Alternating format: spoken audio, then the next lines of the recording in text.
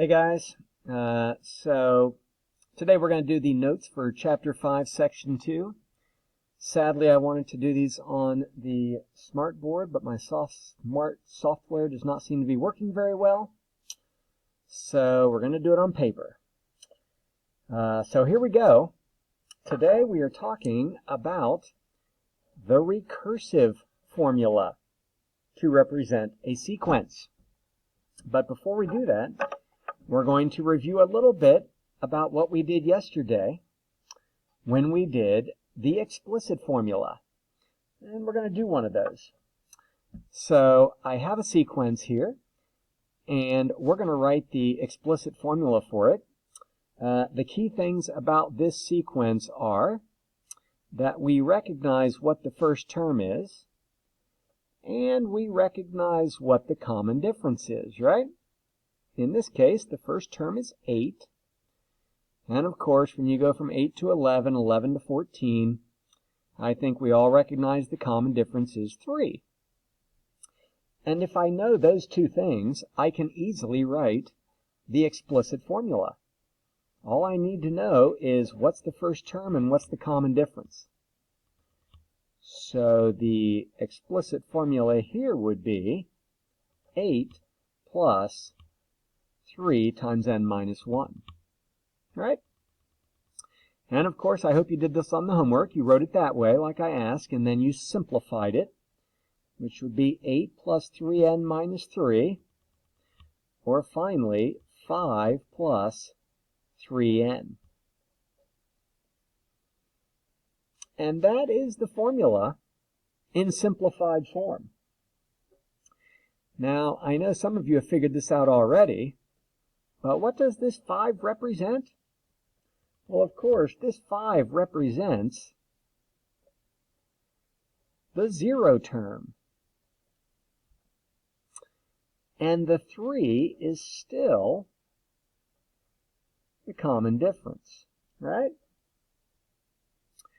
So what we could actually do here to write an equation, instead of doing it the way we did it, where we took the first term and we added the common difference times n minus 1, we could start with the 0 term and just add the common difference times n. And maybe we don't have to simplify it then. Can you figure out the 0 term from the original sequence? Well, certainly you can, right? If you know the first term is 8, and the common differences were going up 3 each time, then you would just need to work your way backwards. What number would I start at if I went up 3 and got 8? Well, of course, that would be 5. The 0 term would be 5, which is what I got over here. So, to be honest, I don't really care whether you write it like this or whether you write it like this and then simplify it. You're going to end up in the same place either way. It's just a matter of which one you understand better. Students seem to occasionally get confused. When do I use the first term and when do I use the 0 term? And that's something you'll need to look at and keep straight. All right, so we're going to do 3 of them here quickly. For each sequence, we're going to write the explicit formula. So if you wanted to pause it and do it yourself and then come back, you could. I'm going to go through it now. So in this first one, I would write T of n equals, and what I recognize here is the first term equals 1, and the common difference looks like it's going up 9 each time. So if I wanted to use that, it would be 1 plus 9 times n minus 1. Or, if I wanted to work my way backwards using the common difference of 9, this would turn into, let's see, the 0 term would be negative 8, and this would actually be negative 8 plus 9n. Probably faster to just figure out the 0 term and then write the equation. So what would that do for us here? So in this one, the first term is 12, and it looks like the common difference is negative 5. So if I'm going down 5 each time, to work my way backwards, I would go up 5. The 0 term would be 17. So my formula would be t of n equals the 0 term plus the common difference, which is actually minus because the common difference is negative, minus 5n. Not sure what happened to this line here, but, you know, I can move it over. Okay, so on this one, it looks like the first term is 4, and it looks like the common difference is 2.5. So if I work my way backwards, the 0 term would be 2.5 less than this, which would be 1.5 plus the common difference times n. All right, so that's those. I hope you're quick and good at that at this point. Example 2, we want to write the first 3 terms of each sequence. All right, so there's 2 ways to do this. One way is to recognize that n is the term number. That's what n represents in this equation. It represents the term number. So if I wanted to figure out what the first term was, I could just put 1 in place of the n, and it'd be 5 minus 2 times 1. And 5 minus 2 times, 5 minus 2, that's 3. And to get the second term, I would put 2 in place of the n, and I'd have 5 minus 2 times 2. That's 5 minus 4, that's 1. And of course, if I wanted the other one, I'd put 3 in for n to get the third term, and that'd be 5 minus 6, that'd be negative 1. So my point is I could just replace the n with the term number I want. You know, if I want the 100th term, that's certainly the way I would do it. I'd put 100 in for n. However, if I want the first 3 terms, it might be easier just to use my knowledge of the equation. I know in this equation that 100 is the 0 term. And I know the common difference is 4. And I could just use my knowledge of the equation then to get the first 3 terms.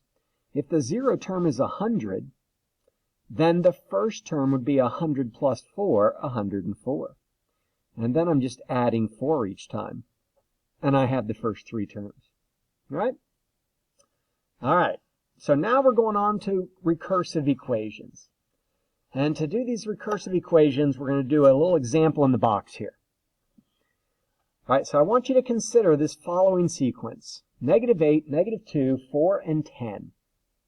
What's the common difference? Well, hopefully you recognize the common difference is 6. All right? It's going up 6 each time. That's going to be important to us. So here I say if t of 4 equals 10, then t of 5 equals what? That's like saying, you know, this is the term number. If the 4th term is 10, what is the 5th term? And since I know the common difference is 6, well, if the 4th term is 10, then the next term must be 6 more, must be 16, right? How about this one? If the 20th term is 104, what's the 21st term? Well, I just add 6, right? That'd be 110. How about this one? T of 107. I'm telling you that T of 107 is 628. The 107th term is 628. So what's T of 108? Well, I don't need to figure it out. I just know it's 6 more than this one. So that'd be 634. Right? If you know one term, it's really easy to get the next term. You just add the common difference, right? I'll show you why that's important to know. First, let's look at the explicit formula here. So the explicit formula would be T of n equals, let's see, if I work my way backwards, then first term is negative 8, the next would be negative 14. This would be negative 14 plus the common difference times n. in this formula, what does T of n represent? Well, T of n represents the nth term. Sometimes I refer to that as any term. It could be any term. I don't know if that's because it's an n, so any, I don't know. But the nth term, it could be any term. What would the term before T of n be? It's tricky. So the term right before T of n would be T of n minus 1, right? Like if n is 6, this would be the 6th term. And then this one would be 6 minus 1 would be the 5th term. And so on. So that's an important new thing you have learned to represent now. The term before T of n would be T of n minus 1. We want to write an equation to determine the value of T of n based on T of n minus 1. And this is what it would look like. T of n would always equal T of n minus 1, right? That's the term before that one, plus 6. Or in words, this is any term would equal, this is the previous term. That's what I like to call it anyway.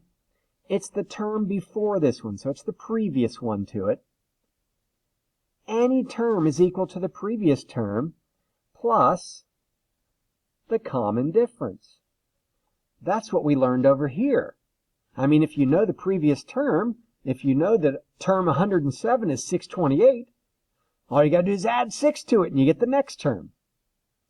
Any term is equal to the previous term plus the common difference, right? This is actually a way of writing a formula. However, an equation that depends on knowing previous terms is called a recursive formula. So this is how you write a recursive formula.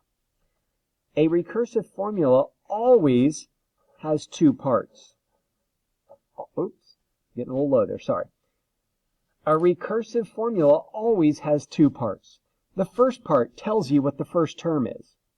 T of 1. So I'm still working on this sequence up here. There we go. So T of 1 is negative 8.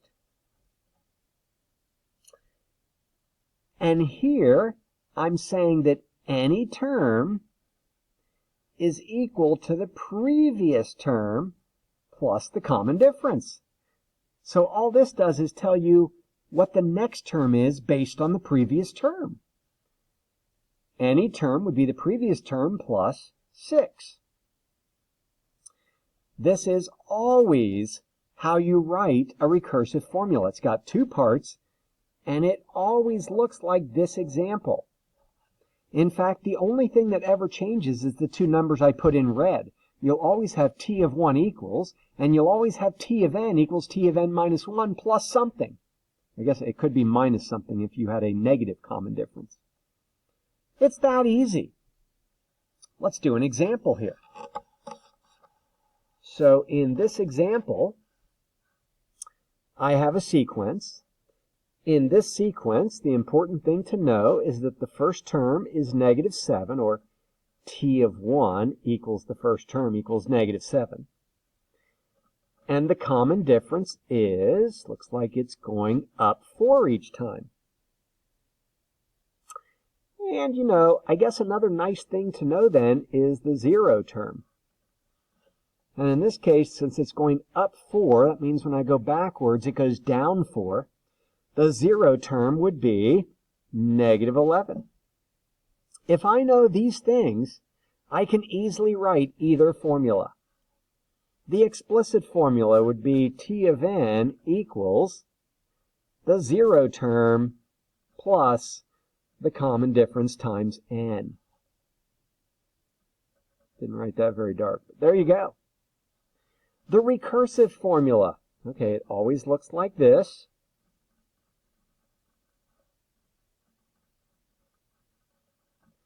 all I got to do is put in the correct numbers. Let's see, t of 1 equals negative 7, and t of n, that's any term equals the previous term plus 4. This is kind of a description of the sequence. Start at negative 7, go up 4 each time. It's a recursive formula. It's kind of a description, right? All right, on the back, we are going to practice those. If you would like to try these top 3 on the back yourself, you could pause the video and then try them and come back. I'm going to go ahead and do them. So let me write in the part that never changes. Oops, plus. And t of 1 equals t of n equals t of n minus 1 plus. T of 1 equals t of n equals t of n minus 1 plus. Okay, so that's the part that never changes. In this first one, the first term is 8, and it looks like I'm adding 6 each time. There's my recursive formula, 2 parts. In the second one, t of 1 is negative 2. This time it looks like I'm subtracting 2 each time, so I should have made that a minus 2. And over here it looks like the first term is 10, and it looks like I'm adding 10 each time. Look how quick and easy it is to write a recursive formula. Let me go over a couple of how quick they are, but they're pretty quick. More difficult examples, and we'll be done. So, I was Zooming with Vince and Logan the other day, and they were trying to challenge each other with recursive equations for sequences. And this is what Logan wrote. Logan wrote t of n equals, no he did not, t of 1. He wrote t of 1 equals 3. T of n equals t of n minus 1 squared minus 1. Ooh, that is a tricky recursive formula. And Logan asked Vince, what are the first 4 terms of this sequence? Well, Vince being the bright guy that he is, he said, well, the first term, you told me it's 3, so that's easy. And then, let's see. So any term, okay, this is the previous term. I got to take the previous term and square it, then subtract 1. So the second term would be equal to the 3 squared, that's 9, and 9 minus 1 is 8. No problem. So let's see, the third term. So for any term, I take the previous term, that's the 8, I square it, that's 64, and 64 minus 1 is 63. And then last up, let's see, so I want the fourth term. So any term is the previous term. So if I want the fourth term, that'd be the third term squared. And Vince happens to know, I think, that 63 squared is 3969. And 3969 minus 1 is 3968. Bam! There's the first 4 terms. Is this sequence an arithmetic sequence? Well, obviously not. Does not have a common difference. How would you find the 25th term? So this is the drawback to a recursive formula instead of an explicit. If I have an explicit formula, I can easily find the 25th term by putting 25 in for n. So the problem here is, I can't do that. To get the 25th term, like Vince did here, I'd have to know the term before it. I'd have to know the 24th term so I could square it and subtract 1. But to get the 24th term, I'd have to know the 23rd term so I could square it and subtract. the only way to find the 25th term using a recursive formula is I would have to find each term up through term number 25. And that would take some time to do.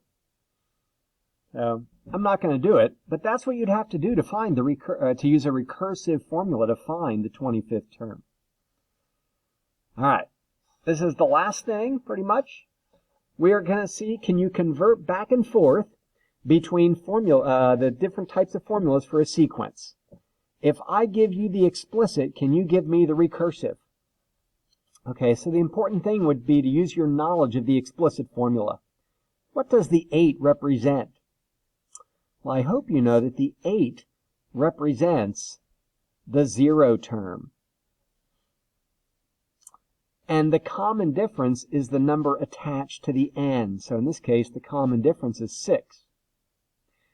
So the first term would be, let's see, if the 0 term is 8, then the first term, or if I put 1 in for n, I could find the first term, 6 times 1 plus 8. The first term would be 14. And if I know these two things, I can easily write the recursive formula. T of 1 equals 14. T of n equals T of n minus 1. And I'm taking the previous term and I'm adding 6 each time. Boom, I got the recursive formula. All right, let me switch it. What if I give you the recursive formula? Can you give me the explicit? Well, again, you want to use your knowledge of these things. The first term is given to you. It's 19. The common difference is, what are you doing to the previous term to get the next term? You're taking the previous term and you're subtracting 2. So the common difference is negative 2, right? This will always be the common difference. So if 19 is the first term, and the common difference is negative 2, then the 0 term would be 21. So when I take the 0 term and I go down 2, I get the first term, right? And if you know these two things, you can easily write the explicit formula. The explicit formula would be T of n equals the 0 term plus or minus the common difference times n. Right? All right, I hope you got all that. Quick review. What does T of n represent? That is the nth term, or any term in the sequence. What does T of n minus 1 represent?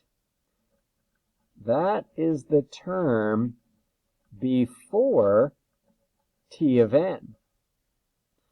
Often we call it the previous term. And what does n represent? N represents a term number. It's not a term itself, it's just a term number, like the first term or the second term, right? All right, that's it. I'll see you tomorrow in class.